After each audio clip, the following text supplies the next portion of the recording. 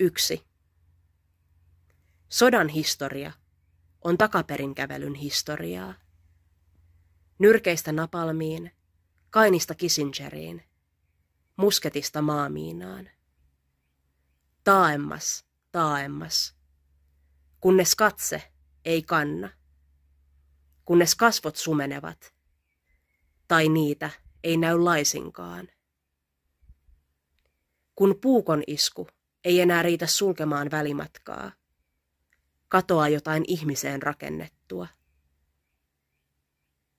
Kun puukko vaihtuu lämpökameraan, tragediasta tulee tilasto. Kun välimatka kasvaa, murhaajista tulee kansanmurhaajia. 2. Euroopassa juostaan kilpaa ruutitynnyrillä, lasten lailla rallatellen. Kuka saa, tappaa neukun taaempaa.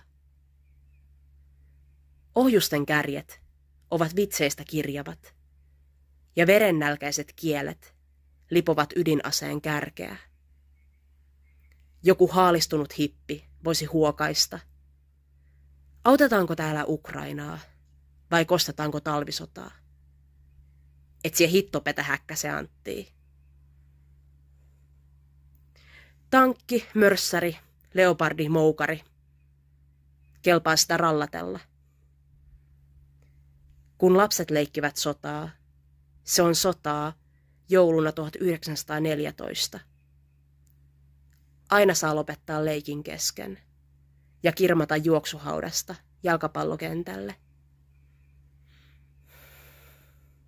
Kun juoksuhaudat vaihtuvat siisteihin toimistoihin, leikin häviävät lapset.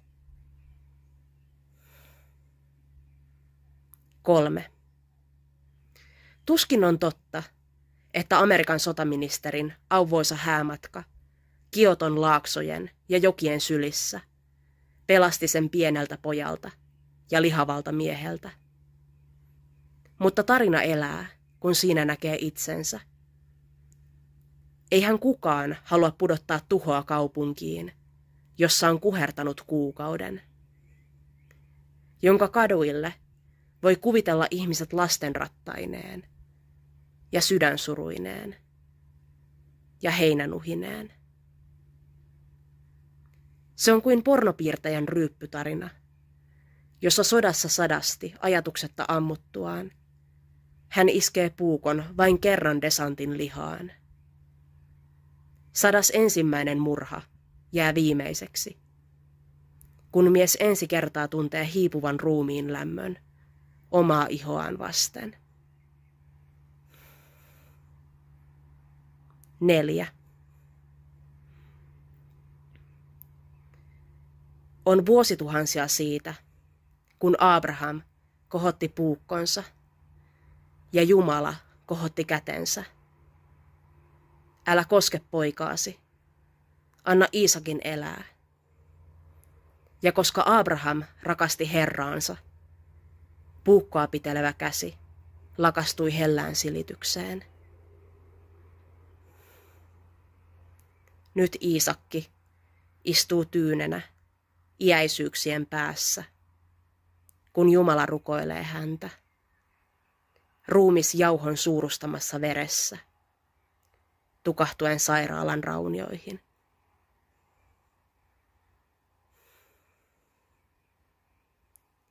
5. Puukko rakentajan vyötäisillä vartoaa puuta, jota vasten painautua. Kädet ja terä vuolevat uuden esiin.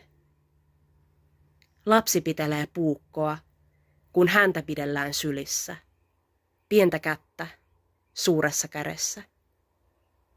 Hän oppii perkaamaan sienen, ahvenen, omenan. Kuori halkeaa ja lapsi halkeaa ylpeydestä. Niin monilla aseilla on vain yksi tarkoitus.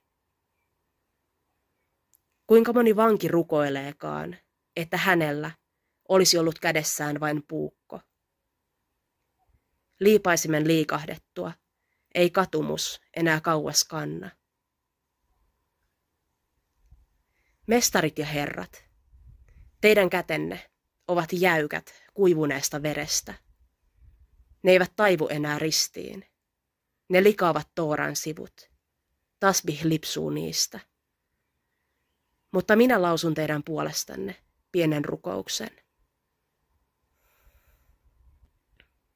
Isä, anna minun järjestää pienoiset tärskyt. Kutsua Volodya, Joe, Bibi. Ja saman tein suomalaisten sotahullujen hurmioherkkä hekstetti. Baariin pilkun jälkeen. Anna antaa jokaiselle käteen puukko ja eteen lapsi, jonka kieltä he eivät taida. Anna minun sanoa. Tehkää se näin. Alasti. Ilman nuorukaisten ruumiita suomuinanne.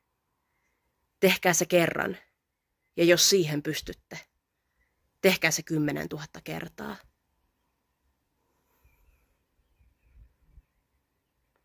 6. Sodan historia on takaperinkävelyn historiaa.